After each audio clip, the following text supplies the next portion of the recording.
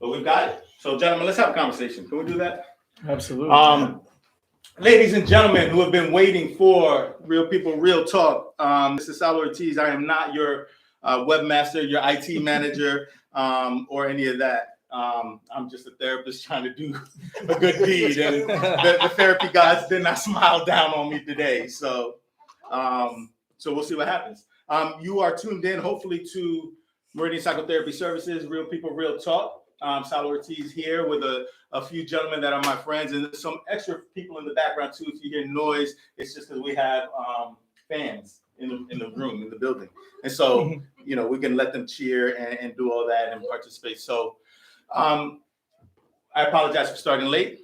Time is of the essence, of course, especially when you got families, but I want to make sure, no doubt, that this is still a worthwhile conversation. I think that I've been promoting this like crazy. I know my team has been like promoting like crazy too. We want to talk about fitness and overall physical fitness and how that impacts mental health, how that impacts substance use, how that impacts the work we do at Meridian, some of our clientele. And so we just ask to have real conversations. We will take conversations and questions from the feed. We will answer them as best we can. And so we ask you guys to participate, throw in some questions, and we'll see what we get. And if not, I know we got plenty of content in our heads to keep us busy for days. At least I do. I know I do. So I will be kind of looking back and forth on my phone, but we'll talk. We'll talk to about 8:30, no later. No matter how late I start, I still like to end on time. And so I want to make sure that that's respected. So I just want to say welcome, gentlemen. For those of y'all at home tuning in,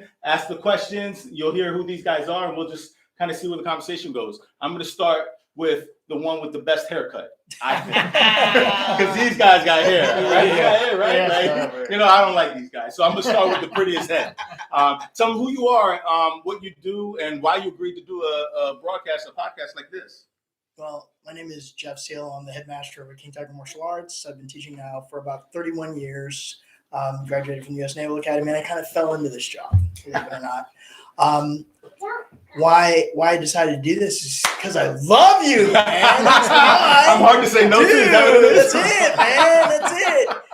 I actually met you through working with at-risk children, and not really children; they're more teens and what have you, and that's how we made a connection, what have you. And you'd asked me to go ahead and do something with this, and I said, sure. Let's go. So yeah, and the nice thing about this is this dovetails really nicely into the program that I'm trying to bring up in the beginning of the year, which is going to be working with the at-risk kids in the elementary school. We're trying to go ahead and see if we can get a program that'll work for them in the short term. And I think a lot of people, Jeff, know, like they think physical fitness, they think we want everybody to be a meathead or you got to be super slim, or you got to whatever. No, it's just being able to address your physical health however you choose to do it. We were talking yoga earlier. We were talking a lot of different things. And so you bring one element to that and the excitement, and then at all ages, right? And so that's huge too. So Absolutely. Cool, man. Thank you. Thanks for willing to do this, man. Thank you for inviting me. Who are you here? Who are you? And why are you here? So I'm Ben Fickenshire. I'm a emergency medicine doc out of Chesapeake, and why I'm here, it's really kind of multi. There's a lot of layers to it, but I mean, first and foremost, because of you, Sal. Like he and I met through the Hampton Roads Opioid Working Group. We trying to make a difference and an impact in the opioid epidemic specifically. But I've been in awe of you since the first time I heard you speak. So and I felt like we were kindred spirits and friends from the very beginning, and very warm and welcoming. And so I appreciate the opportunity to be here. But I've done some work, as you know, like in the ER at Chesapeake. Tried to it's kind of a long story, but briefly, started with the prevention aspect, almost to save ourselves, because we were getting inundated with people who were as we referred to it at the time, drug seeking, and so it was about off-letting that pressure from us to allow us to say no. But then I kind of quickly realized we were leaving some people who were, facing disease that was just as real as diabetes and high blood pressure and the stuff that we took seriously. and jumped on and felt it was our noble mission Right. to cure.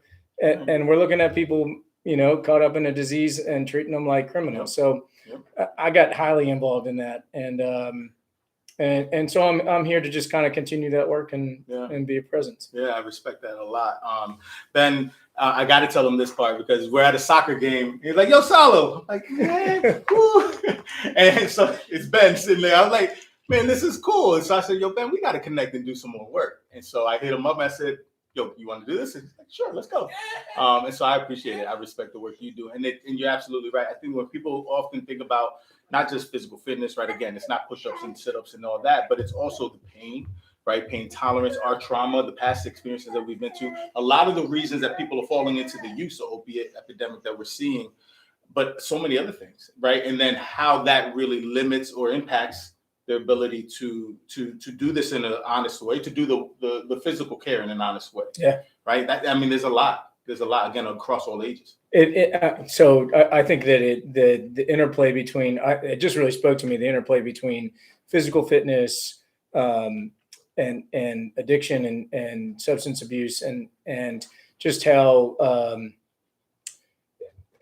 physical fitness it gets neglected when you're spending all of your time chasing something else.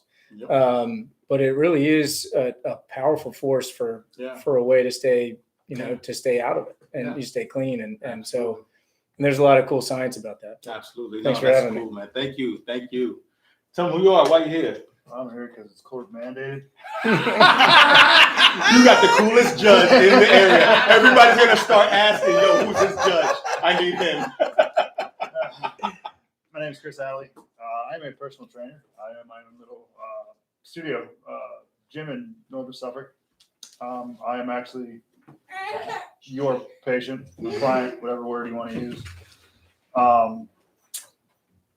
I've been a trainer for actually only going on 6 years. Yeah. But I've been doing this for almost 20. Yeah. I played baseball through high school. From the time I could walk through high school, trained martial arts, and just fell in love with it. And it is such a stress relief. Yeah. It really is. Yeah. People just don't understand it. Yeah. And I advocate for it. I mean, you got to find the time to do it. I understand that, but at the same time, you got to make that time. It's cool, Chris, because we always give the rules of engagement from a therapy standpoint, right? I ain't gonna tell anybody I know you, but now that you put it out there, we can talk about it, right? So that's cool. I'm safe. But it's also, I want y'all to know, me and Chris do, we talk and he's at the studio or he's at the gym every time, right? Most of the time. Yeah. And so it's just funny to be talking in that environment, to see the impact it's had on you and your growth, your own treatment, your own journey. And we've all had our own stories, right? Because this is not just a client thing. This is people. Yeah. This is everybody that's dealing with it in some way, shape, or form. Yeah. So the other part is this was 100% intentional to do it in December because January 1, and y'all know because membership is going to go through the roof, and then your number's going to go up because these guys heard them, right? Yeah. But it's intentional. We got people that are going to be, eating or trying to be pressed to drink and eat and do whatever during the holidays, and then January 1, the new cycle starts. What have we found out in the last 2 years? The depression rate has gone through the roof. Yep. And one thing people do turn to, other than the drugs or whatever, is exercise. Right. On the podcast I listen to, it's constantly somebody says, because of the pandemic, I started exercise. And it's just, it's insane. I just wish more people understood that exercise isn't lifting 500 pounds. Go for a walk. Yeah. And I wish Something as basic as that. Yeah, I wish people understood that more. Just get outside. Or go to the trail. You don't have to have a gym membership. So the goal of this, I'm glad you said that, Chris. The goal of this is not, obviously I want to promote what you guys do and who you are. And obviously, I know the business aspect of it, but this is not to plug business and be like, hey, so be my client and for, a Groupon of this. That's not what we're trying to do, right? I don't need more clients. You guys, you definitely don't need more action there, right? And you guys have enough. I know you're doing all right. You should see their houses. No, I mean, that's not the goal of this, right? The goal of this is to be able to engage and have a real conversation. I guess, and there's no script to this. So y'all send in the questions.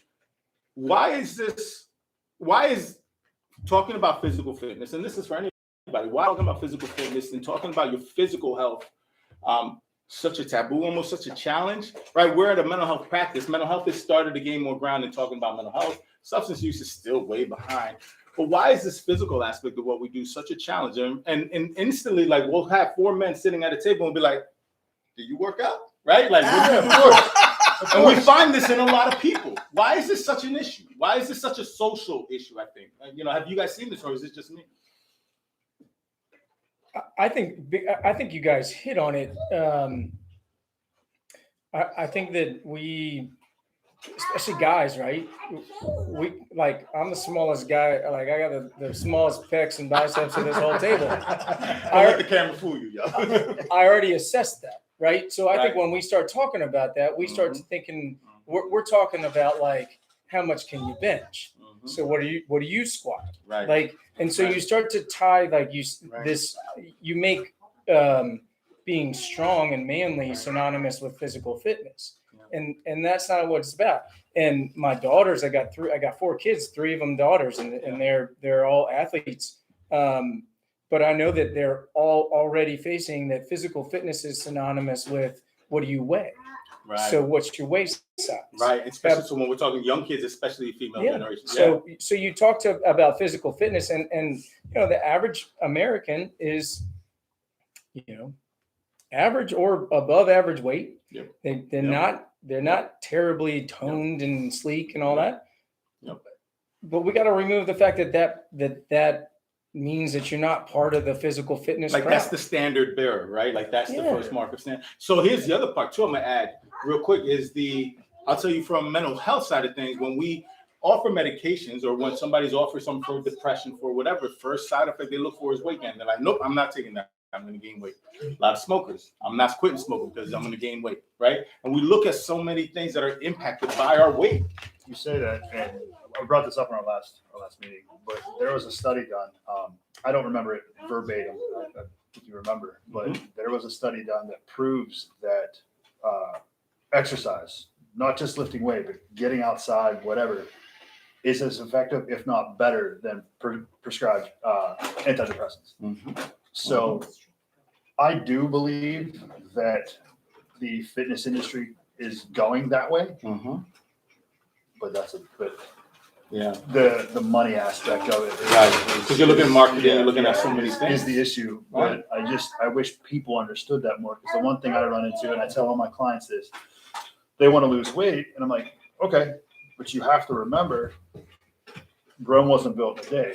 It didn't take you 2 days to put this weight on. It's not going to take 2 days to get it off. Absolutely. You know, And you got to recognize kind of where you're at stage you are in life. I told somebody earlier, I got down to my college weight a few years back, and I looked sick. I mean, it was like Tom Hanks in Philadelphia type shit. Like, I looked bad. I was like, man, who wants to be this? Like, that was not an okay goal. And so we have this sort of preconceived notion of what healthy looks like, or what, you know, is the standard, like you were saying, Ben. But that may not be for me, and we have to be okay to say that. And then on top of that too, it's with your daughters, it's the idea of social media saying that this is what we're should look like. This is what, like, don't get me wrong, you watch the Avengers, you see Chris Hemsworth or whoever, you're like, damn, I want to look like that. Right. But to me, nothing looks better on a woman that can lift 405. You know what I mean?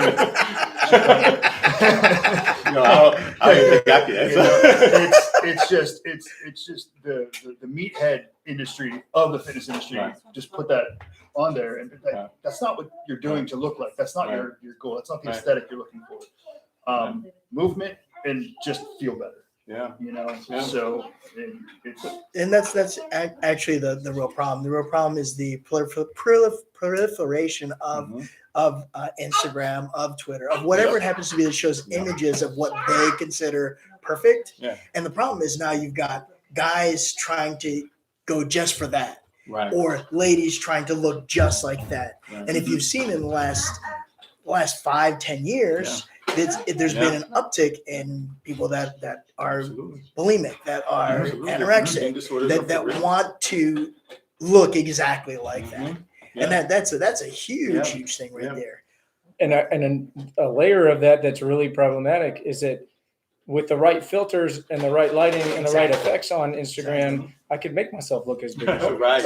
You know, and so right. I've got people whose parents, allow their kids that are my daughter's age that they're friends, and we all make our decisions as parents, right? But like, kind of don't monitor that stuff, and so I look at some of the posts from my daughter's friends because they've requested to link with my account or whatever, and I'll look at it and that girl doesn't look anything like that. I know she doesn't. Right. That's absolutely correct. Yeah, You're absolutely correct. You're like, I just met her. And her the hair thing color. too is, Yeah. is that goes for guys too. Yeah, sure. I mean, if you look at Muscle and Fitness, Mhm. I can remember an issue Rob Gronkowski was on the cover, and somebody's like, "Yeah, I want to look like that," and I'm like, "It's Photoshop." Yeah, he doesn't look like that. No, like, He wants to look like airbrush Photoshop, Right. you know. And I'm like, I'm not taking it anyway of his physical stature, but I'm like, Right.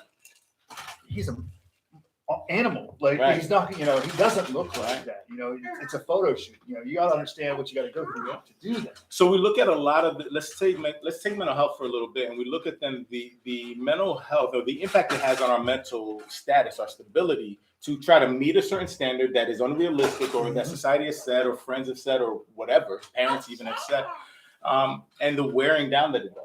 Right. Yeah. And we see a rise in anxiety. We see a rise in depression. And I talked about the medication just a little while ago, but we see this sort of impact of what it would have on individuals, right? When they can't meet that goal, right? For whatever reason. Yeah. So what do you do with that? How do you help people and how do you deal with it yourselves? Because listen, you're real people too. How do you then be okay with where you're at? I'll be honest, like I was chasing that before, like the aesthetic of being ripped and just looking like obviously the best I could, but I got to a point where, I have a son now. It's not about looking like that. It's about being able to move and chase him around the house for 4 hours. Not time. Right. Amen. That's a workout. But it's just the idea of I want to feel better. Like it's no more numbers chasing. It's a form of meditation, if you will. Mhm. I listen to music, podcasts, and then it depends on my mood. And there are times it's dead silent. Yeah. And I have to be on edge for that to happen. Yeah.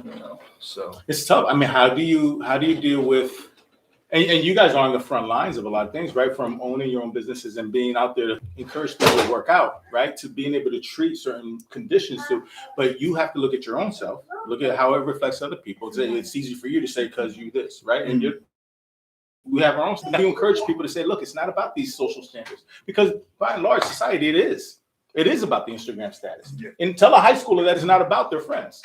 Right.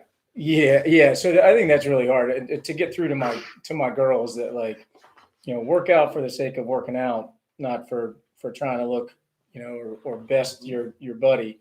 It is really tough to get through to them and speak their language. But I would say for my own personal self, I fall into these episodes where, I fall off and I don't work out. And I think that there's just such inertia that gets created there where it's hard to take that step forward again to start working out again. Yep.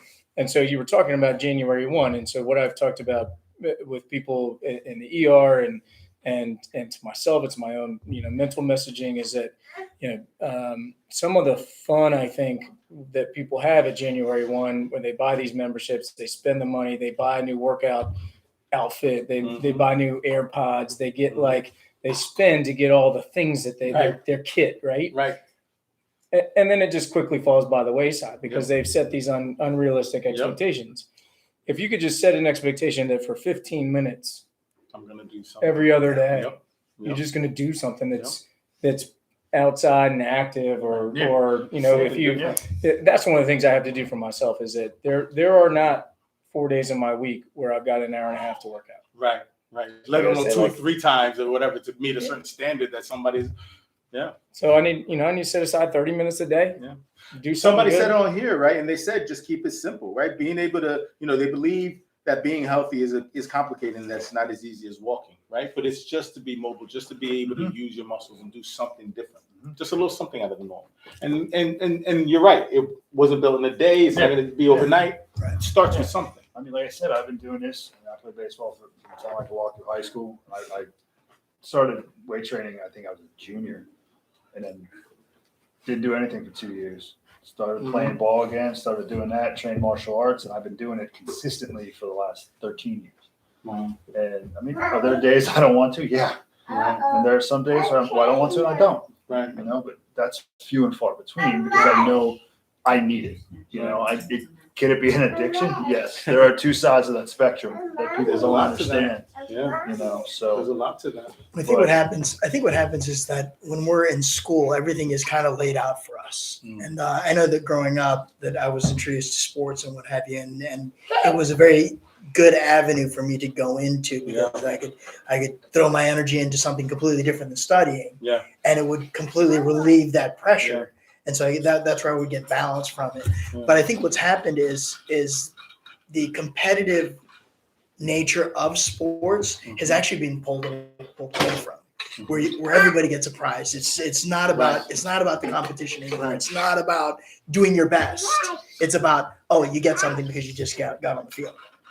No, I'm super serious about that. And in fact, I sometimes wrestle with this as well because we run tournaments, and sure, the kids try and what have you. We still give them a medal and what have you. But it's pervasive in everything. Right. And so there's this expectation that if I bought the gear, you should give me the medal. Right. Like, that's it. That's it exactly right there. And then what happens is you go into real life. There's no more structure. Right. There's zero structure. So where do you get that then? Mm-hmm. Where do you get the push? Where do you get the drive? Exactly. It's internal and external, right? And so Right. how do you encourage people while still staying encourage yourself? You try to model certain things for people, but it's internal and external, right? It's not just showing up. The truth about a lot of what we deal with in our culture here, because this, Lord knows somebody in another country hopefully will watch this one day, right? And we'll be like, yeah, this is cool. But in our culture, we find this sort of, we're at a danger zone for a lot of things in terms of how we impact our physical health, right? And hand in hand with that is the mental health and substance use, but how we approach it to say it's not as important. Everybody, just showing up is good. You got air in your lungs, that's good. Y'all, I'm breathing at 5%. Y'all not 100%, right? But you got breath in your lungs, you're good. I've had this conversation with my wife that now that we're new, I say new parents, our son's gonna be 2, but and that's him who's running around. that's my little guy. So I just want y'all to know, man, we don't got a really bad rodent problem. We got kids and dogs running around because this is real life. So. She's a teacher. I understand it's a stressful job, especially now. But just being a mom or a parent in general, it is not selfish to take time out for yourself. Right. And that is so hard. Even though I work out consistently, and there are times I feel like I shouldn't again. But I mean, it's just something you have to understand. And then back to the workout thing, not having like an hour and a half. Something that I've learned in the last few months. The strength and conditioning coach of the Phoenix Sun actually does what they call basically it's like a micro transaction type thing. But because when the players are in season, they'll work out 15 minutes a day.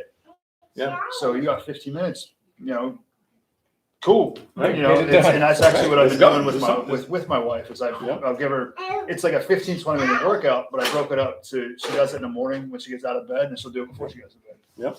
And she's feeling better, still stressed, but yeah, it's not gonna. I mean, I think that you guys all will say, and we all know this. It's not this sort of magic pill, right? Just like anything when we talk substance, especially, right? This is not gonna heal everything. We're not gonna change the way our society looks at physical health or mental illness or substance use as a result of. But we have to start conversations like this. Be okay to have a real conversation. Let me ask you guys this. Answer personally if you want. Answer professionally then if you want to, right? When we look at mental illness and we look at mental health diagnoses, one of the things we have to do is rule out the physical aspect, right? So the causes, diabetes causes everything under the sun. I'm living proof, right? And so we can have that to your gender to whatever, but these mental health conditions that are seemingly caused by not just eating disorders, right? But depression, anxiety, anger outbursts, whatever. And we look at it as an impact to your diet, your nutrients or whatever. But everybody wants to pick on medication. So truth is not everything needs to be medicated. I'm gonna tell you first. But there's such an avoidance for I agree medication. 100%. But there's an avoidance because sometimes there's a need and sometimes how do you encourage yourselves? How do you talk to people that say, look, you may need to do something, but yeah, I'm going to gain weight. Yeah, I'm going to get this. But yeah, you're also going to get your head clear and you're not going to lose it, right? What do you do with that? How do you guys wrestle with that? Just tell them to try it. It's interesting because I know somebody that basically went through high school and said that they were on all sorts of amphetamines and whatnot just to stay up to do the work. Mm-hmm. Awesome student and what have you. I had no clue. I was like, whoa, I was blown away. Mm-hmm. And they stopped it. They stopped completely. And then I want to say in the last 6 months or so, they decided to go ahead and say, hey, let me get an actual prescription for this instead of the thing that I was getting. And actually cut down on his drinking too. I was like, whoa. So I'm saying that, I think it's definitely something that does need to be done and that needs to be addressed. And you said something real good, Jeff, because it's something that you can't just try to manage yourself. Right. Just in this age of information and social media of everything, we think we know everything because we watch like 15-second TikTok and now we know how to. Your willingness to have an outsider talk you through it, walk you through it, walk with you is huge. We have to be willing to do that. That's my choir. Yeah, tell him, Salo. Yeah, so cute. tell him, Salo. But we need somebody to help walk us through. We can't have all the answers, and that's often where the addiction comes in, is because we think we can do it ourselves, and you can't. And that's that self-medication. Yep. And then it gets out of control. Yep. Because you try other things in order to make it continue working. Yep. And that's where it just gets just completely out of hand. I mean, I could vouch for that. Before I met my wife, that's what I did. I drank a lot, shit I shouldn't have, but she helped me. It's everybody goes down that dark path. Yeah. It sucks, but I just actually had this conversation with my brother the other day, but it's just something that you need help. I mean, you guys, I think would know more than I hope know more than me. No, I think but it's just one of those things that you've got to look for help. Well, you talked about it, right? So you mentioned diabetes and high blood pressure and cancer and asthma. I mean, nobody says, "Oh, it's taboo." I don't want to take that medicine. I think people understand that those are diseases that science has worked really hard to find help for, and frankly, I think we're a little too quick with medicine for some of those things because we're talking about physical fitness here. Like, if the answer could be lose, I'm not talking 50 pounds, lose 10 pounds, exercise 3 days a week. And again, I'm not talking about hitting the gym and pumping iron, just like getting out and walking. If that could take care of the high blood pressure, then who wouldn't want to do that instead of medicine? But that requires work. And I think, one of the things that we can say as advocates is that it does after you break the inertia, it's no longer work. It's therapy. And so, you just got to get into it and ease into it. Don't hit it 1,000 miles an hour because you are going to fail, because you're just going to be totally worn out and sore and hurt, and you're going to get laid up. But on the other hand, we don't shy away from medicine for those kind of diseases. But for mental health diseases, you do have people shy away, whether it's taboo, whether they're, no, I'm not the kind of guy who has those problems, or whether it's, I'm going to gain weight. And specific to the gaining weight thing, I think that one of the things that happens with addiction, with substance abuse issues, we start using things because it triggers our reward pathway. So we get a reward, we get a high. But as you constantly are bathing your brain in that substance, whatever that reward is, over time, your brain gets depleted. So that reward pathway doesn't exist anymore. You're just using to stay normal because your brain's trying to find homeostasis. So it's like we're not going to keep having that dopamine rush. We're going to simmer that down, right? And so that also happens with chronic stress. So COVID, When Absolutely. we come out of COVID Huge. and people haven't had social interaction, Yeah. they've been super stressed and anxious about, the potential that they or loved ones might die. Yeah. So they get this dopamine and serotonin deficiency. Yep. And their brain doesn't know how to get it back. And Yeah. so that's where medicines can come in, and they Yeah. can kind of start to balance that homeostasis in the brain of those Yeah. of those transmitters. And then you get back to having a reward system again. You get to have that serotonin rush and the dopamine rush. And so, yeah, while there's the potential of gaining weight on some of these medicines, if you get back your motivational, your motivation Right. to engage, your energy levels go up and you start working out, there's nothing to say that everybody gains weight. Absolutely. And it's not just weight gain, Ben, right? But we're talking things, other issues from, exhaustion and sleep, jitters and anxiety and the energy that's built up, impotence, right? And then sexual function. You have a lot of physical impacts to a lot of medications, a lot of things. Some things are just you're wired the way you're wired. Some things we put our bodies through, especially for addicts in recovery, we did something to ourselves and now we're not wired the same. And then we look at age, we look at all these factors. So there's a need to constantly revisit it, but it's a need. And what I'm hearing from you guys say is that the need to look at all of those, not just say, nope, that's off the table. I'm just going to focus on this. That's not how it works. It's not how it works. And Lord, I know getting older, right? I got a little more gray than this guy, right? Like it's not as easy as it was before. So I can't get to The that. problem too with the medications is like I said earlier, I had thought depression was made up for the longest time. I said this before we started, that your father's the strongest man you know. He's that superhero, and just seeing him struggle with the loss of his sister. I don't believe he was on. When I say self-medicated, just kept himself busy. Yeah. But I think the problem with medication at times too is that people want that first because it's so quick. It's so simple. Very microwave society, it is quick. It's- And that's where addiction kind of Yeah, plays into it yeah. too. Because if you mean I can get this in half the time Yeah. with half of Like this, I tell my clients, if there was a pill that we could take and we'd all be healthy, as a trainer, you don't think I wouldn't take it? right, Right, right. or promote it, right? Yeah. Wouldn't I be the first in line? That's you're nuts, but I know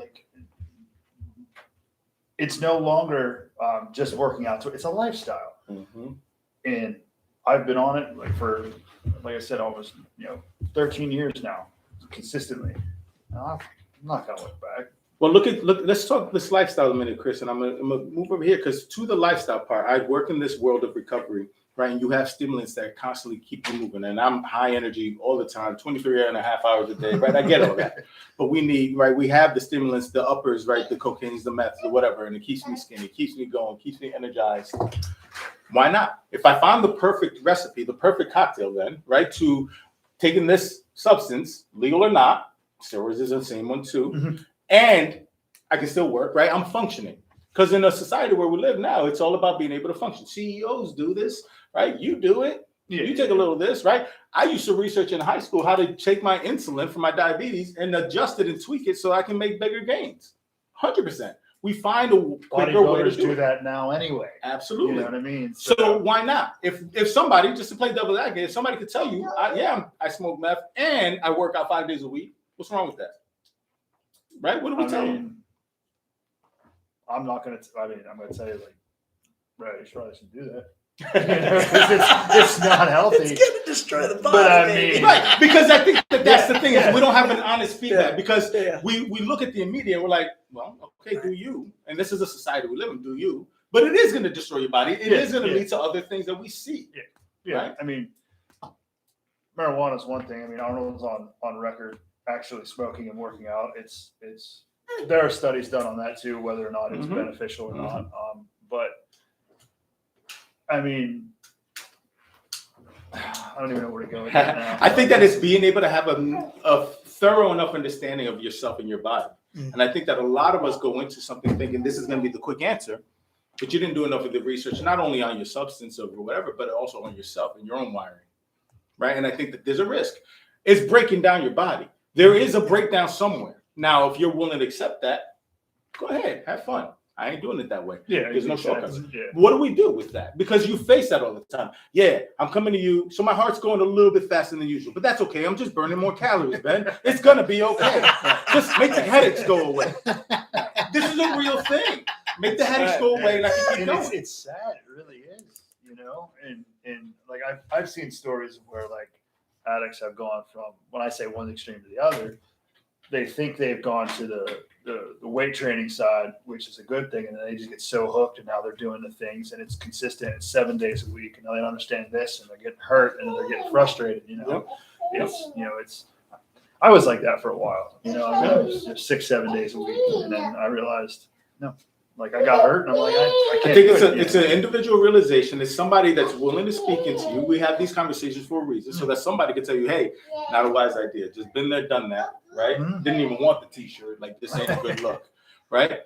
But this is not the path to long-term success, long-term recovery, long-term gains. So, if you will, right? I think the integration. I think Ben was hit it on the head as far as controlling it initially with medication, but then the health industry has to work with the physical Right. fitness, Yeah. Right. so it gives them an outlet to go into because if you just fix it right then and there, then you're hooked on medication the rest of the time, Mhm. and it's not solving the problem. Right. There was a TED talk made by Wendy Suzuki, who was saying that she was studying the brain effects of memory and all this stuff and whatnot, and then she gained a bunch of weight. She gained like 25 pounds, and she was like really kind of perturbed at herself. Yeah. It was really interesting because then she said she went on a kayaking trip and she was like the weakest person there. So she Yeah. decided, you know what, I'm going to freaking work out. So she did. She started going to aerobic kickboxing. She did, aerobics, all this stuff and whatnot. And she started seeing some differences in herself. So she started looking at the literature and she's going like, oh, wait a minute. One, what is it again? Neopinephrine? Is that what it is? Norepinephrine, my dopamine, and serotonin are going up, all from one workout. Yep. And then the other thing that she found out from the literature is that it lasts 2 hours after the workout. Yep. The And then sustainability. she also figured out, hey, she even feels better. Yeah. So she shifted all her research into Absolutely. exercise. So that's the biggest component right there is once you've figured out, okay, hey, we're going to interrupt it because we're going to use the medicine and what have you, there has to be that thing where they either go into some type of physical training, some type of martial arts, some type of yoga, something physical that will replace that drug Right. because that can be still addressed through the exercise. Absolutely. Absolutely. And I think even if it doesn't replace the drug, it works in concert with it. Absolutely. So I think we've Absolutely. got some people who are going to be on a medication for their life, and that's okay. Yeah. But I think you got to find those other avenues of you need to have your therapy sessions. You need to have and for a lot of people, the exercise is part of that. And it's interesting when you talk about why not? Why can't you just stay on methamphetamines to work out and yeah? So there's going to be some negative effects on your body through increased heart rate, increased blood pressure. Try to tell a 20-year-old who's trying to get jacked about blood pressure that's going to hurt them when He they're don't care. 40. Yeah. He doesn't care. That's a world away. Yeah. So that doesn't really matter to them. Absolutely. But it's interesting. So our brains, like I said, are always trying to hit this homeostasis. We're trying to keep us who we are, like our natural physiology. And you're changing that natural physiology by constantly bathing it in a drug. And your brain's always trying to get back to like who you are. Right. And so they did studies on exercise, and so we have people who are dependent on exercise, who are addicted to exercise, where it turns the corner and becomes a negative thing because they're destroying their bodies. It's all they think about. It's all they do. Lots of times it goes hand in hand with a body dysmorphic problem, like like anorexia or bulimia or whatever. When you put a rat through strenuous exercise constantly, they initially have that kind of predicted serotonin, dopamine, norepinephrine high, but then over time it all gets depleted. They can't make it anymore. Right. So then that's associated with central fatigue. The rats don't do anything anymore. They just lay there. Right. Whereas if you put a rat who intermittently exercises, hard exercise but intermittent, they are able to sustain these higher levels of all of these neurotransmitters, and they have more energy when they're off the treadmill, and they act like happier rats. They've replicated it in humans. Yeah. And so I suppose, and I'm not, this is not my doctor's recommendation to you, but I suppose you could take a amphetamine, one very small dose right before you worked out 3 days a week, and maybe you could maintain that for a really long time and not have a problem. Right. Most people, though, because especially crystal meth is so rewarding, are not going to do it once and then leave it alone. So It's gonna those be are the again and factors. again. Those are the mental health factors. Those are the lifestyle factors that people tend to overlook. Right? If they say A plus B equals C from a scientific standpoint, and we found the perfect formula for take this much at this time and do this, we forget about all the other variables that you can't control. I tell my folks that are in recovery, you don't control all the variables. You don't control all the other dynamics that are the red light that you got a ticket for, the fact that your kid got in a fight at school, or that you stubbed your toe in the middle of the night. Like, you just don't control all the variables. And you can have the perfect formula, but you forget that the rest of life continues to happen. And what do you do when those variables come in and you get frustrated? You start juggling and lose track. And it's going to happen. We've seen it time and again. So you're right. To a 20-year-old, they can juggle with the best of them. And you say, all right, good luck to you, man. I'm here when you're done. You don't believe in me. You don't want the best for me. You think I'm you. We hear this a lot as older seasoned gentlemen, right? We don't want the best for them, right? We don't support them in their efforts. How do you support? Because we almost have to let some people fall, which is rough to say, right? Mental health wise, substance wise, physical health wise, that comes with a lot of risk, gentlemen, right? From suicide to self-harm to a lot of other things.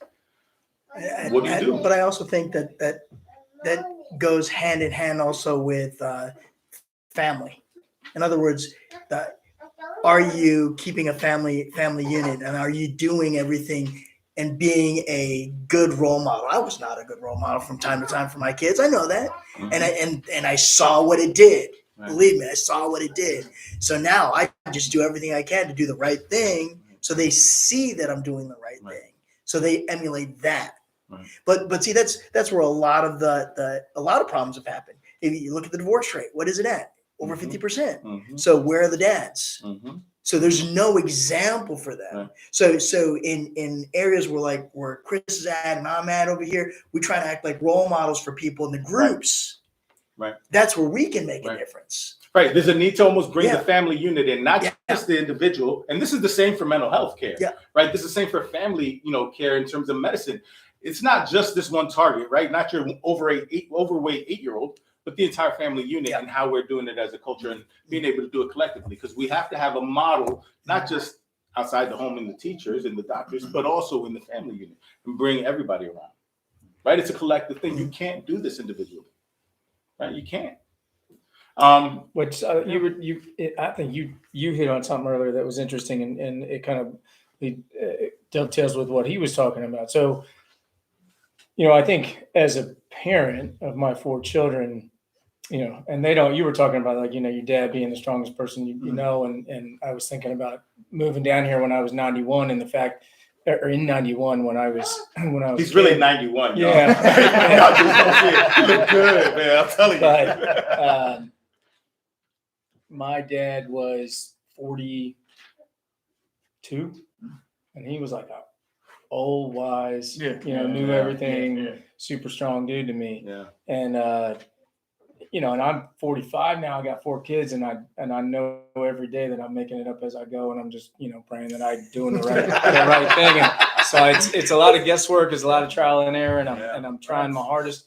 And your kids don't know that, and they can't really know that. But anyhow, as a dad, I have four people in my life that I can tell what to do and expect that they're going to do it, and institute punishment and guardrails as I need to in order to exert that will. And that sounds hardcore. It's not really hardcore in my house, but it's like, those are my responsibilities. Right. Those are the only things, and the only, I don't have pets, so it's the only living things in my life that I own and I'm responsible for. And so I need to set some rules. But the other people that you're talking about, there's personal responsibility. And I can tell you and I can try to model good behaviors for you, and I can try to just be a role model and a positive force. Yep. But I can't make you do anything. Yeah. And just like I can't give you a medal for showing up, Yeah. I also can't hold your hand. Right. Like, Right. and like you said, like I'll see you on the other side. Yeah. I'm here, and being that person who says, Sure. I get it. Yeah. You're gonna have to find your own way, but I'm here tomorrow or 5 years from now when One of the Things hardest change. things that we face in the mental health industry and working with not just addiction and recovery, but also with mental illness is the fact that this is all I'm worth. We talk a lot about self-worth and value, right? When we look at if I'm the only one in my family who tried to do something different with my weight or with my hair loss or with whatever, right? Or if I brought this on myself because of my past, indiscretions and bad decisions, but this is what I'm worth, and I'm not worth caring for. I'm not worth giving effort into. You're right, Ben. I can't give it to you. You either want it or you don't. True. Some don't believe they were worth it or that they should want it. And that's hard. And that's a hard thing from my side of the industry. I don't have an answer to that, but I'm telling you, like, you face this all the time as well. You know the person you keep seeing, you see him in the hospital every week on Thursday at 2:47 p.m. You're like, here comes so-and-so, right through the door. And y'all see him and you keep telling him, come on in. I got a free session for you. I got this. Bring your mama, bring your dog, bring your chipmunk. I got you. And they still won't because they don't see the value in them. How do we instill value in something that's important? Because we just want to give you a chance to see, we know the benefits on the other side. We all know that. That's one of the hardest things to instill is that value to say, you got it in yourself, even just take one step. It's really tough. So one of the things that I thought was really interesting that I was asked to do an Al-Anon meeting and what have you, and I said, okay, fine, whatever, I'll try it, and what have you. So I sat there and I listened, and I'm telling you, I was going crazy because it was people that just had problems. Right. Now, right. I must be wired differently or something because I don't see it as a problem. I see it as an opportunity.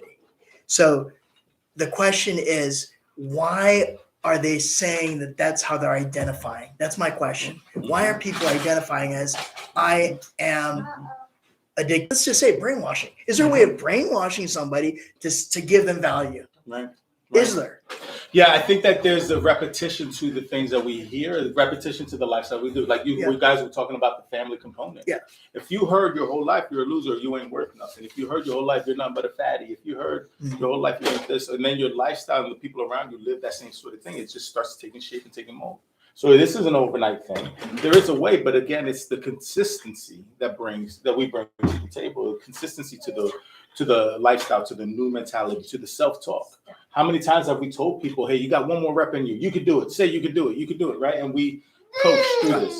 And they come to only you because you are the only one that has told them you can do it. You're the only one that has believed in them, even for half a rep or one. I believe with you, and I'm speaking from experience, just from playing sports, that if you can instill that, I don't want to say, I'll say, like, I don't remember my dad ever instilling that in me.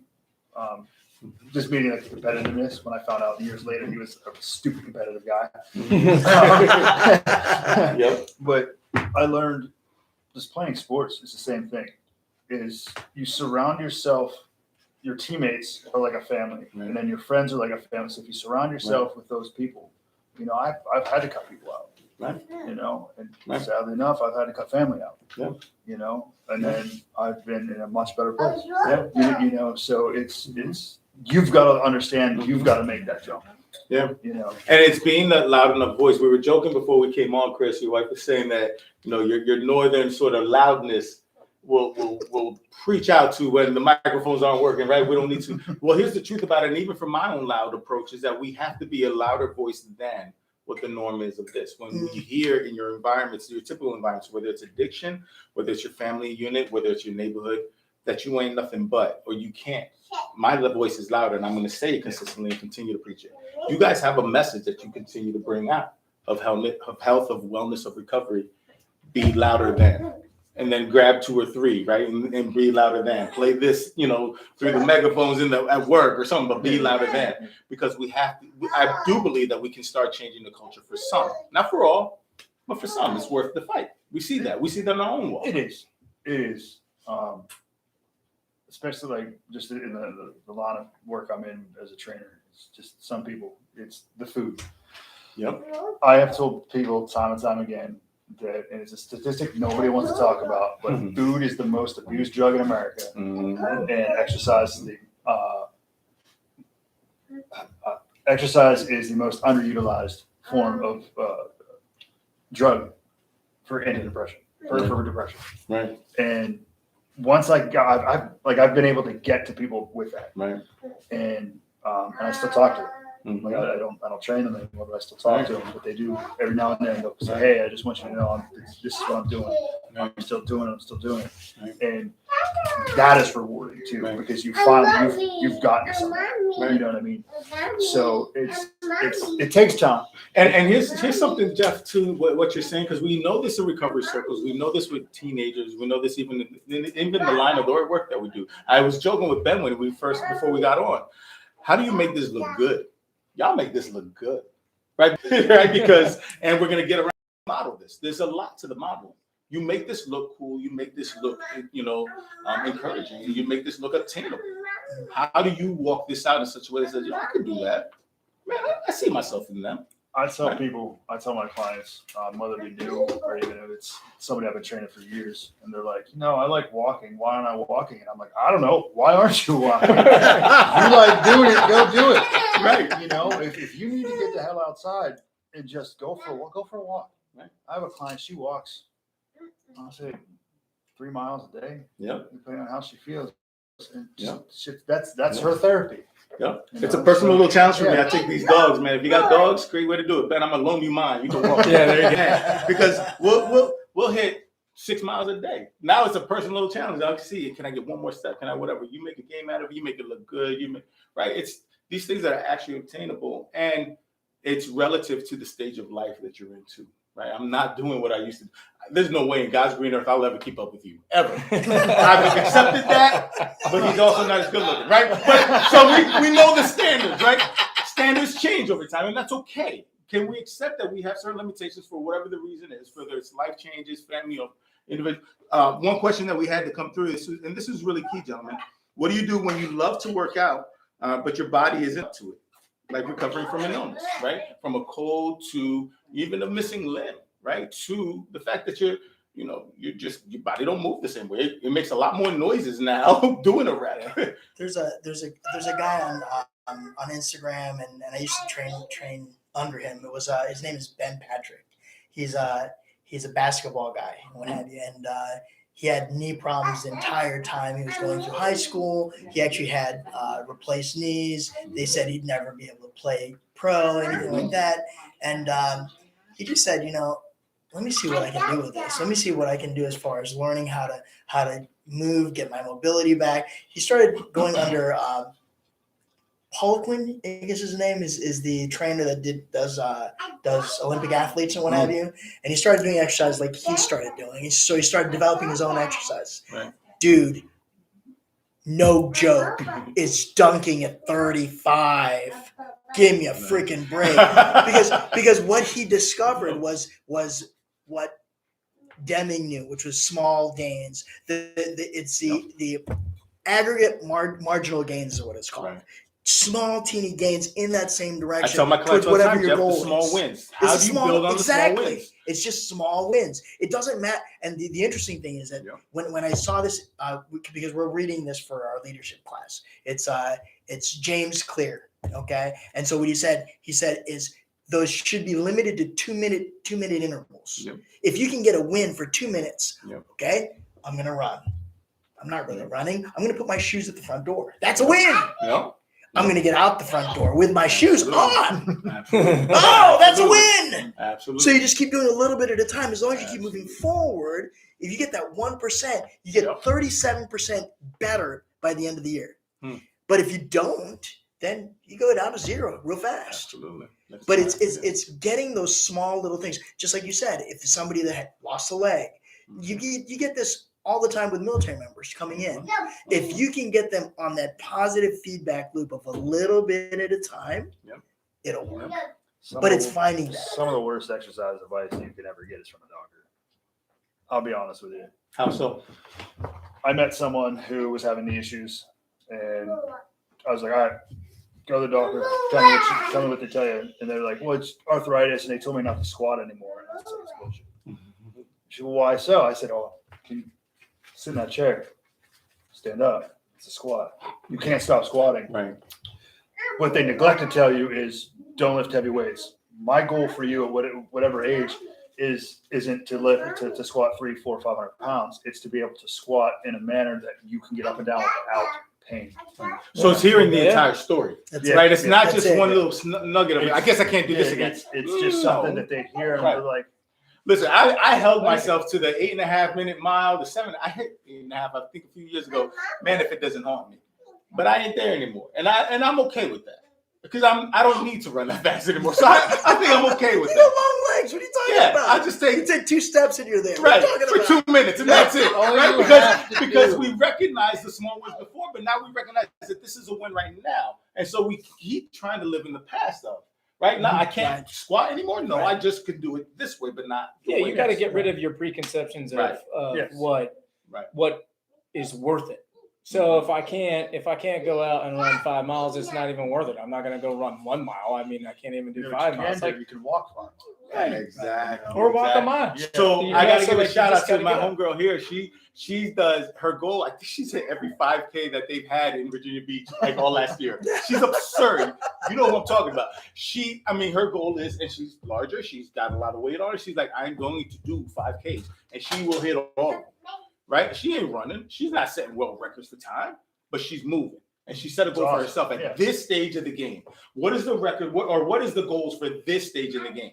Because we ain't living in the past. We ain't going back there. If you could do what you could in the past, you'd be a freak. And we don't now at some point we don't want to be a freak. I want to be able to still fit in and do this and make it look good. So what does it look like now? I think that's really key. Yeah. To the point of motivation, to the point of being able to say, how do you change your mindset? What do you got? Point of motivation to the point of being able to say, how do you change your mindset? What do you got now? You made it here. That's cool. I love that part of it. How do you do that? So we've got, guys, we're still going real people, real talk. We got more questions pouring in. Y'all are doing great. Time flies when you're having fun. Let me ask you this, right? This is the number one thing I preach about all the time. Got Ben chugging over there. Chris got the monster, I don't even know what that is. That's like a walking fridge worth of liquid, right? I feel like She's got one It's a too. family tradition. that's absurd. I think they use that for weapons in their home. Well, yeah. Yeah. What do we do? The impact of water. And we talk about this for mental health. We talk about this for physical health. We talked about this a lot, even for substance and recovery and addiction work. Right? The impact of water. Are we making too big a deal of this? Is it not enough? Is it what is your stance on this? What do you guys hear? What do you think? I think the biggest thing, I don't want to say it's wrong because everybody's different, but it's pushing the gallon of water a day. Not everybody can do that. I started off doing that. I drink, this is I think a half gallon. I'll sometimes drink, sometimes.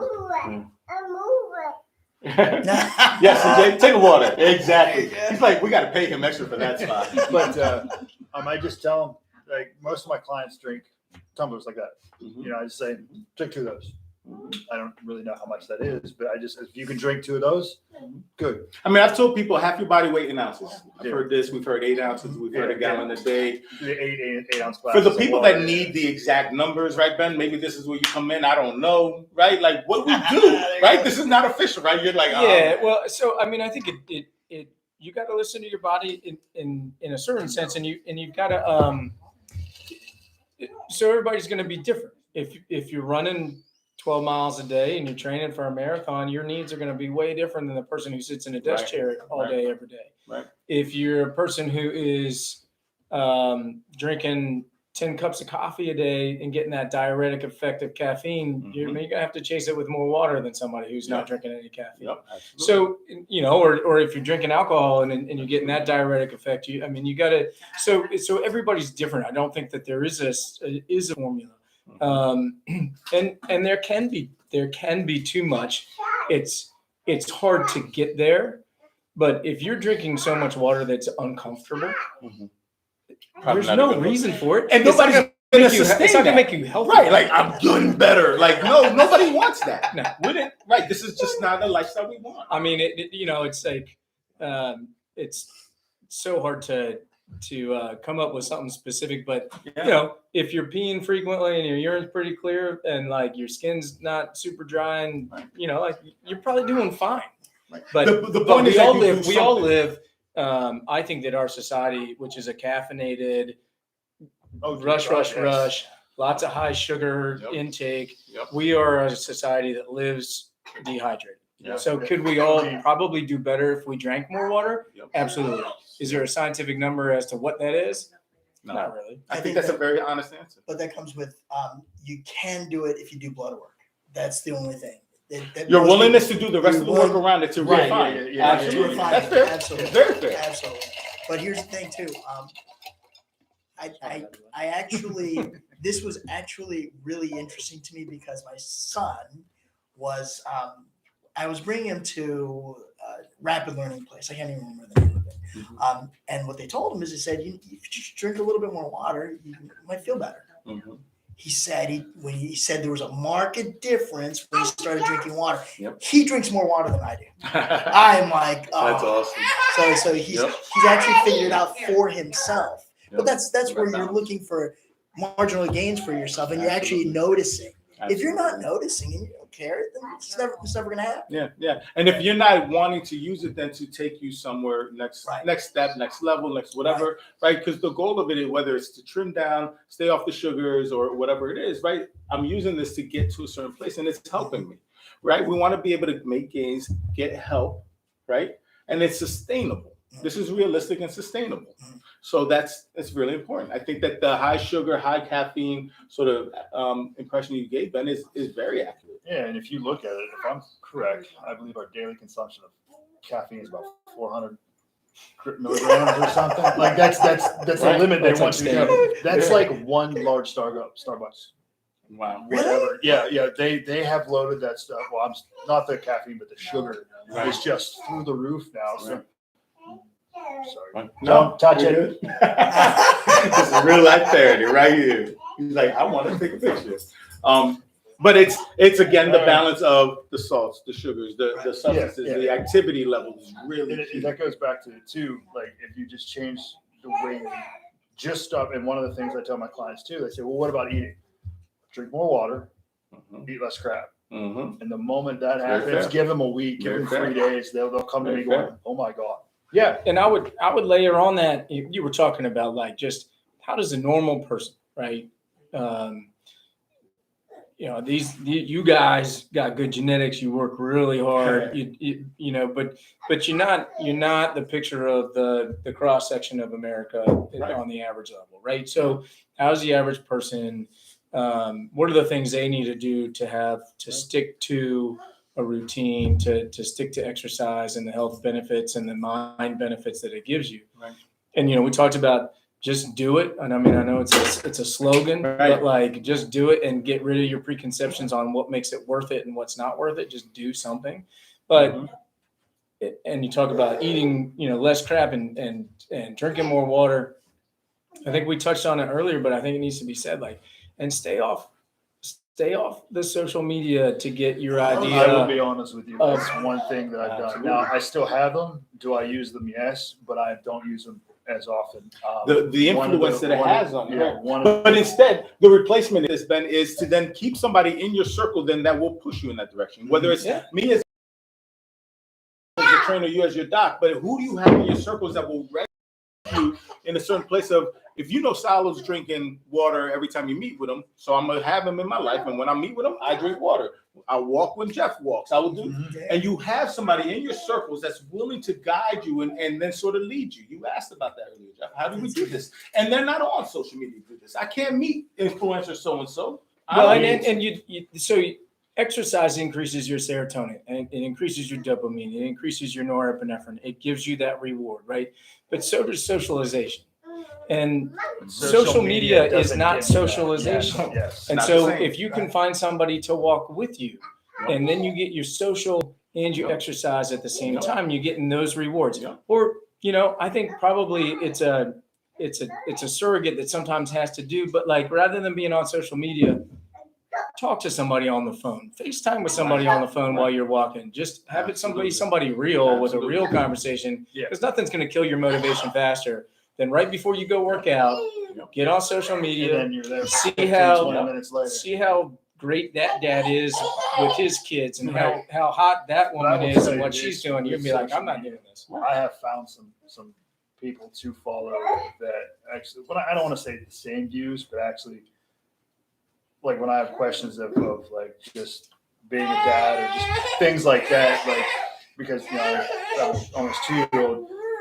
Well, how do I go that direction? And they those things help. It's being a trainer in the fitness industry. In my opinion, social media is going to be the downfall of the fitness industry. And I think everything else too. Just because it's just they have people at such a high standard that nobody's average anymore. You're either up here or you're not here. That's it. Right. Well, it's about finding community and your tribe. Mhm. If you find a community in your tribe, it's you're the sum of the 5 people that you hang around, just like you were saying. You've got somebody that's you're accountable to. You're going to do it because they're doing it. Yep. And just like Ben was saying, you have to have real conversations with people. Yep. So it's our job as leaders is to go ahead and keep promoting that they be in the social groups, Absolutely. not on social media. Absolutely. Because And we listen, and you know this from a lifestyle that you guys work from a work standpoint, right? Ben, you're in the hospital more. I'm stuck to kind of 4 walls, but we will walk, right? From a mental health standpoint, from a substance standpoint, like there's nothing to be said that we can't do this actively, right? That I love moving, that I love challenging. So push it, right? Change the sort of the narrative, change the sort of norms of what we think this work is supposed to be like, right? And get moving and do this in your sessions, do this, right, actively. You can work on a lot of the conversation about your depression while also repping, just like I could work on the depression while walking and doing these things here too, right? But we have to be willing to try something different and that's face to face, and that's in person. Yes, on FaceTime or whatever when necessary, but my challenge to you social media wise even is for as much as you're pushing for a like or a follow, you should be pushing that same regard for somebody in person. You really want to change this? Let's try to start doing that, and let's model that for ourselves too. We do that. And so we have to push that. We have to be willing to have that circle around us that's going to challenge us, that's going to encourage us. We've got a few more minutes left, y'all. I wanted to hit you with this crazy question. I just want to. I think y'all can handle it. I think we're there in our relationship. Oh, no. Real people, real talk. And we have a few more questions. Keep bringing the questions in to the substance point, to the hydration point, to the medication point, physical health part. Poop is a very big, important deal. Ben just said, God help me. Here we go. Well, Ben, we talk a lot about this opiate epidemic, and one of the biggest challenges that people don't recognize is this sort of escape, sure, from opiates and from pain or whatever, but you also can't be regular. That's a real thing. Yeah. And now we're talking toxicity. Now we're talking, right, like really damaging our body and all these things that we do. And so that's the substance part of it. That's also the foods that we eat, Chris, right? And the things that we do to stay regular. I know that's not what you expected. I promise you I didn't plan this. I thought about it in the last 3 minutes. And my inner voice would say, Salo, don't do it. Y'all can yell at me later because I did it. How do you keep a good poop schedule, or what is a healthy way, right? What do you recommend? Because that's physical health, that's mental health, right? And that's substance impact as well, because this epidemic is for real. And that's a huge part of it. Huge part of it. Yeah, I mean, I rolled my eyes. Not on your question, but when I first saw the commercial for the new drug that's like specifically approved for opioid-induced constipation. Yep. And it is a real thing. It's a but real I was thing. like, oh my God, now we've got Yep. this Band-Aid to like keep on your opiates because we'll just get rid of your and we'll just give you this We'll pill, just take care of that. and you could just stay regular. And look, I It's understand true. that some people are maintained on opiates that do well. They're not abusing them. They're getting benefit from them. That's fine. I wasn't trying to cast aspersions on that, but Right. but it is interesting. real It's a thing. sign of the times that It really we've got is. this drug that we need. It really is. And in this time when we need a miracle pill to take care of it, just add one more thing too, rather than taking care of the hydration, the food, the exercise, the movement. Well, I think that they all tie together. So better hydration, less constipation, right?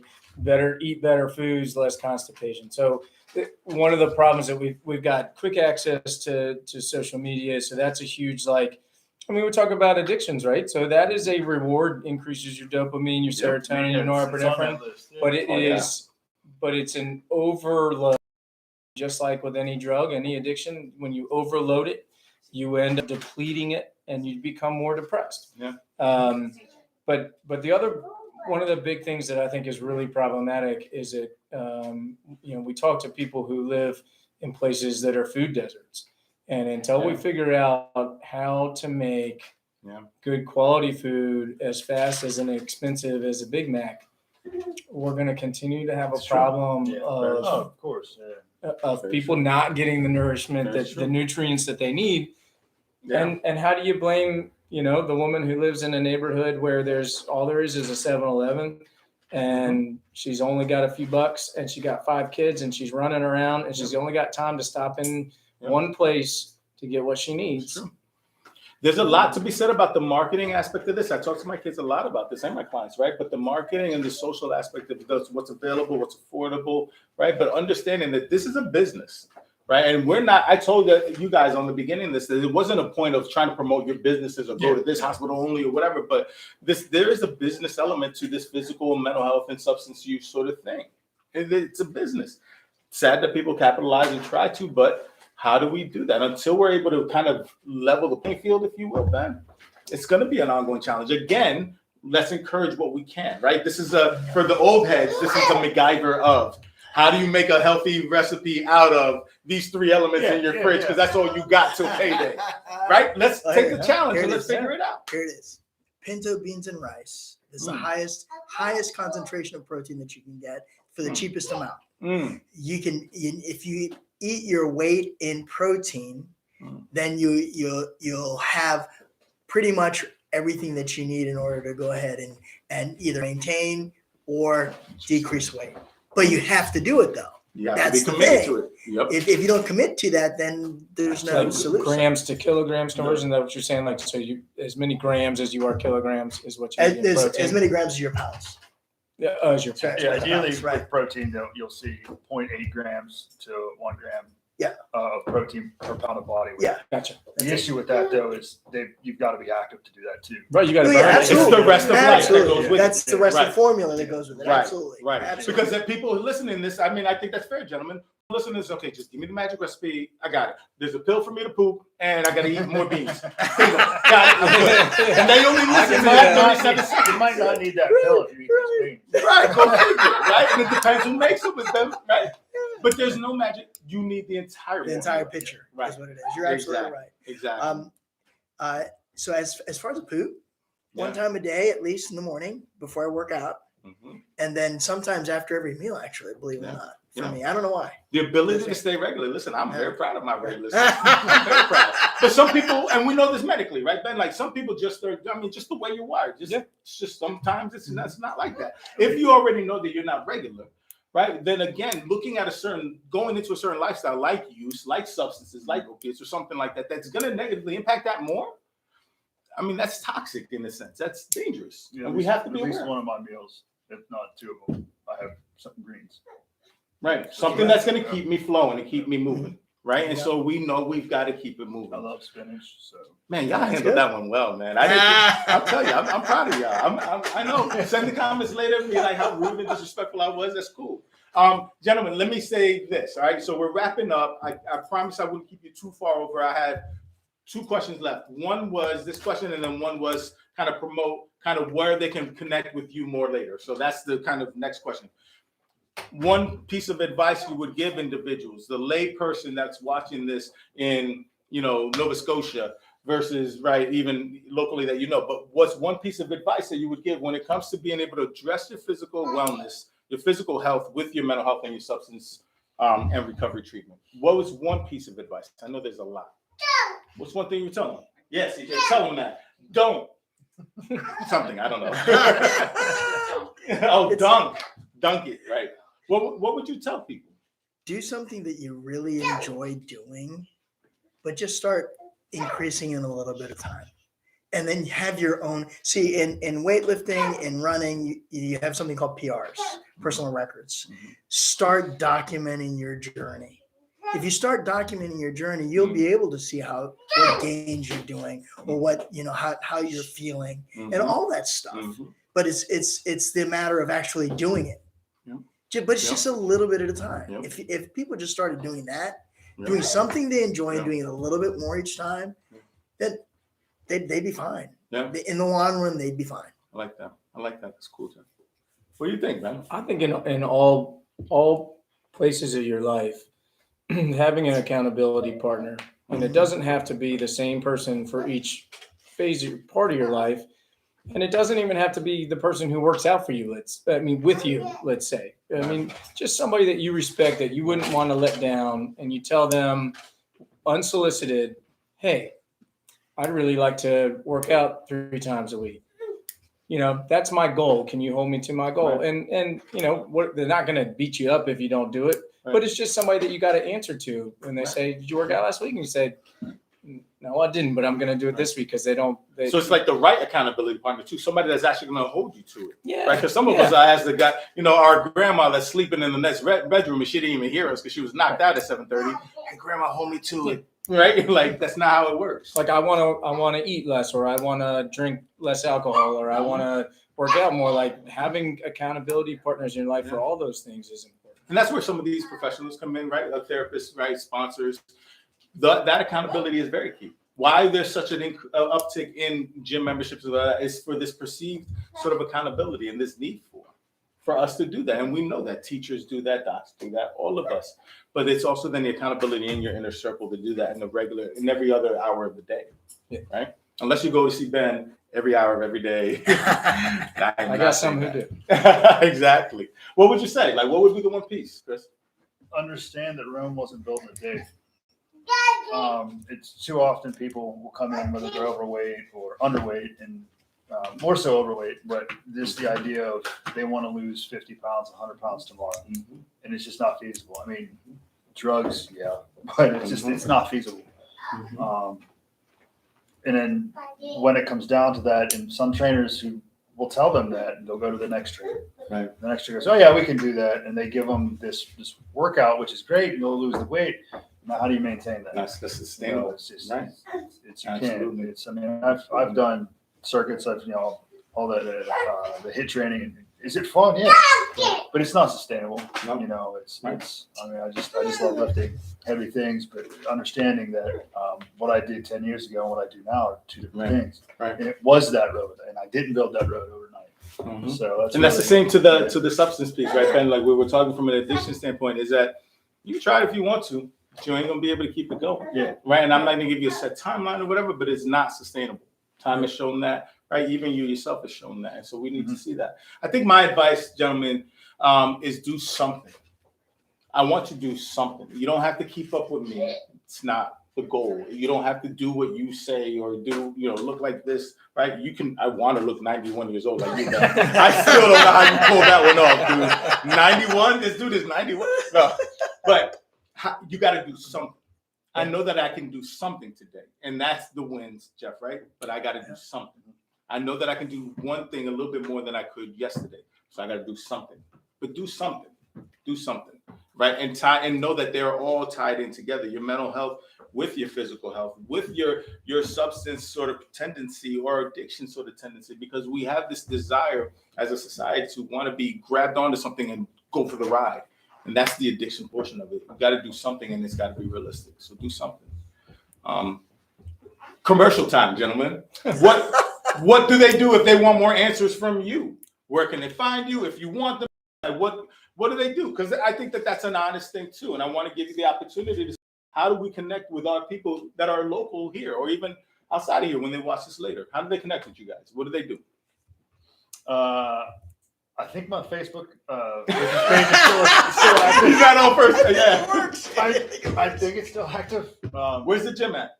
The form and function account is active. Look, No, they that's can't see what I'm the saying. shirt over this body of water. Form and Function Fitness on Facebook. Just shoot me a message if you're interested. I did have an Instagram account. I don't use it, so Facebook is probably probably is the best way to get a hold of me. So Form and Function Function Fitness, yes. That's awesome, dude. That's awesome. I like it. Because unfortunately, Google hasn't updated the info. Oh man, Google is killing us. Oh, Yeah, okay. Google too. Yeah, yeah. I think that's updated. Form and function. I like that, and they won't be, bombarded with you got to do this. You got to. No. I mean, I'm gonna push you, but it's to the means of just accountability. You either you come in or you don't. Yeah. But if you don't come in and don't tell me, then I get paid either way. Right. So I do recovery stuff, and we were reading about it just for today, which is a daily reading, motivational reading for NA, and it was walking the talk. Mhm. You are willing to, Chris, walk the talk, Mhm. right? I walk this from a mental health standpoint, mental health care, and I walk this in terms of my physical health and what I do, not just to get clients in the gym and get paid, Yeah. but I walk this, and you can have a real place where you can walk and talk this. And I explain to my clientele.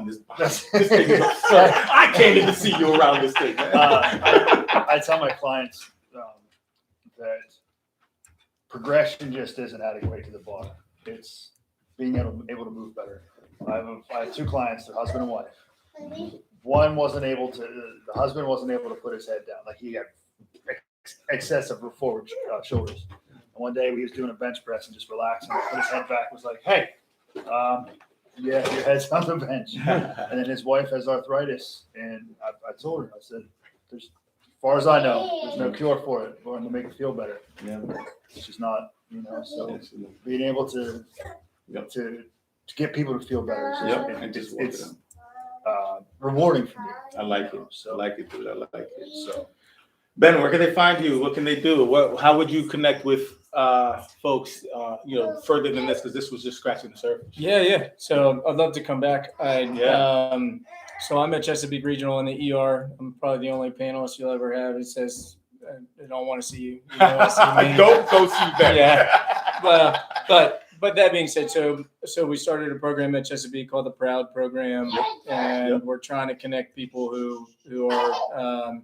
It's pretty specific to opiates right now, but we want to expand that. But if you know somebody who is in need and needs to get connected, is ready in that stage where they're ready and they want help, and you don't know where to turn, we're there, so you can come to Chesapeake Regional in the ER. But I would say that I don't actively troll my social media accounts, but seriously, if they know how to get a hold of you, Absolutely. they can get a hold of me. Absolutely, 100%. And especially when you're talking about the Proud program that you guys are running there, and just trying to take a step towards wellness, towards recovery, reach out to somebody. So I know a guy who knows a guy, right? Yeah. And that's exactly what it is. So you don't have to go to the hospital to see him, but knowing that there's somebody like you, Ben, in an environment like that where they feel so judged, so criticized, so whatever, but I'm willing to help, and I'm a real dude, and I'm a real dude to have real conversations with you, and I'm willing to hang out in a format like this. That's all we need. So that's okay, because you model again that. Look for somebody that has these elements in them, and look for a program like that. If where you're watching this doesn't have a program like that, research this one, bring it to your area. We've got to keep this conversation going. And so if I can help as somebody who wants to see a program like that, has an idea, has any questions, absolutely. If Please reach out through Salo, and I'm happy to be available. Awesome. Thanks, man. How did they catch you, man? KingTigerMartialArts.com. King Tiger Martial Arts on Instagram, Inc., and then also on Twitter and all the social social stupid How about stuff. walking No, in that's to your supposed place, right? Walking in. you can walk into our place over at the corner of Holland and Lynn Haven Parkway, Virginia King Beach. Tiger Martial Arts in Virginia Beach. I brought this shirt on purpose. Warrior Challenge. Warrior Challenge. It became a 30-day challenge now from a 30-day challenge. And we're starting up again in January. That's awesome, dude. Yeah, It's yeah. perfect timing, exactly. And you're doing things, Jeff, with working with kids, you said, working with at-risk youth, working with being able to, so reach out to talk more about programs like that, finding ways to hit different generations. Absolutely. And just, again, hitting it from all angles. Absolutely. Yo, this has been a pleasure. We're at Meridian Psychotherapy. If y'all want to connect any more, look us up on this YouTube channel that I had trouble getting on, but you know, I'm not the IT guy. But Meridian Psychotherapy Services in Virginia Beach. Look on YouTube and all the socials and all that. Salo Ortiz, if you're looking for Google and names and this and that, and I will connect you to any one of these gentlemen and other people. They know people that know people, and they all walk a certain life that says, "Look, we want to get healthier." And I think that that's the overall goal. This is just the surface that they've been. We got to figure out how to do this again. If not even off camera, just because I was having fun kicking it. So send in the questions even afterwards. I'll make sure I get it to you, gentlemen. But each one of you, thank you for your time and thank you for addressing this important matter. So I can't wait to do this again, fellas. So thanks, y'all. Thank you. Thank you for having No us. doubt. Y'all, that's a wrap. Let's see if we can get out of here. Later. We didn't